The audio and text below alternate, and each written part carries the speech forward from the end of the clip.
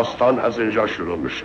یونانی ها، این جماعت گستاخ و نافرمان سالها پیش علیه شاهنشاه ایران شورش کردند.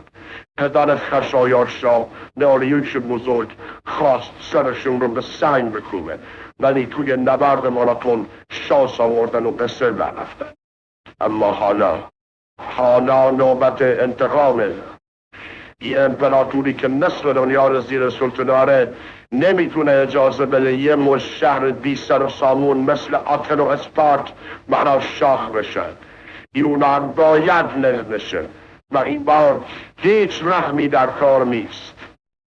وقتی میگیم لشکرکشی یعنی یه چیزی تو مایه های قیامت. ایرانی ها از همه جای امپراتوری جمع میشن. تیراندازای سکایی، سوارای پارسی، ناوگان فنیری، هرچه جنگجوی حرفه‌ای هست توی این ارتشه. یونانی ها باید همین الان زانو زنن، چون چیزی که به سمتشون میاد آخرین چیزیه که توی عمرشون میبینن. یک دریا بین ما و یونان فاصله انداخته. خب که چی؟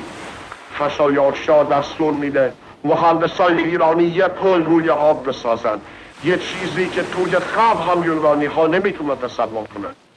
ایرانی ها روی آب راه میرن در حالی که یونانی ها توی شهرهاشون نشستن و از ترس میلرزن. یک مقاومت بیفایده. خب بعضیاشون هنوز هم نفهمیدن که بهتر تسلیم بشن. لئونیداس شاه مغرور اسپارت با 300 تا از آدم های کند خرش یه تنه رو بسته فکر میکنن میتونن جلوی لشکر ایران وایسن. اینا شوخیشون گرفته. روز اول ایرانی ها حمله میکنن. این یونانی های وحشی با سپر نیزه جلوی حمله رو میگیرن. روز دوم همین بس، ولی بابا اینجا امپراتوری هخامنشی حاکمه. ما راه مخفیشون رو پیدا میکنیم و از پشت بهشون ضربه میزنیم. نتیجهش این میشه که خونشون کف زمین پخش میشه. لئونیداس مغرور تا آخرین نفس میجنگه. اما خب اینجا اسپارت نیست، اینجا جاییه که پارس فرمان رواست. ایرانی ها هم از رو نمیرن. نیزه هاشون تو بدن اسپارتی ها فرو میره. سر لئونیداس میفته زمین و جنگ تمومه. یونانی ها شکست خوردن. همین رو بس. خبر که به آتن میرسه، این آتنیای ترس تو عین موش فرار میکنن، شهر رو خالی میکنن و ول میکنن به امان خدا. ایرانی ها وارد آتن میشن بدون هیچ مقاومتی.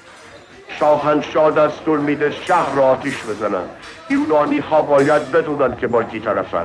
اینجا امپراتوری پارسه. هر کی باش در بیفته باید بسوزه. البته این زبون بسته ها هنوز یه نقشه تو سرشونه. یه ناوگان دریایی جمع کردن که توی یه جزیره پناه گرفته. خیال میکنن میتونن توی دریا شکست ناپذیر باشن.